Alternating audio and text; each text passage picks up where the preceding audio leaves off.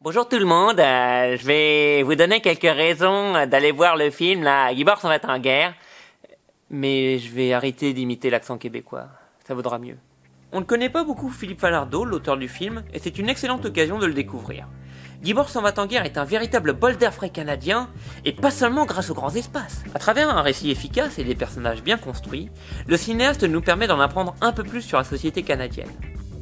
Falardeau nous montre un Québec en proie au conflit identitaire, notamment entre les régionalistes et la communauté amérindienne algonquine qui veut préserver son territoire. Bon, tout ça, ce n'est pas bien drôle dans l'absolu. Mais Philippe Falardeau arrive quand même à en tirer une comédie généreuse et humaniste.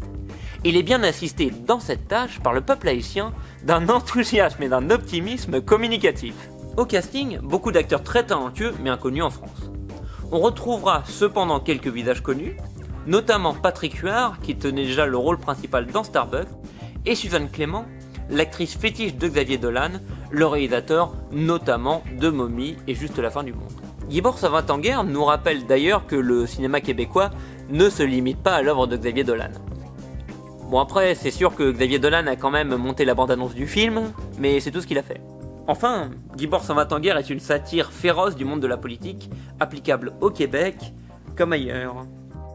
Mais c'est aussi un film qui nous dit que tout espoir n'est pas perdu en démocratie, et ça, c'est un message qui tombe à pic pour l'année prochaine.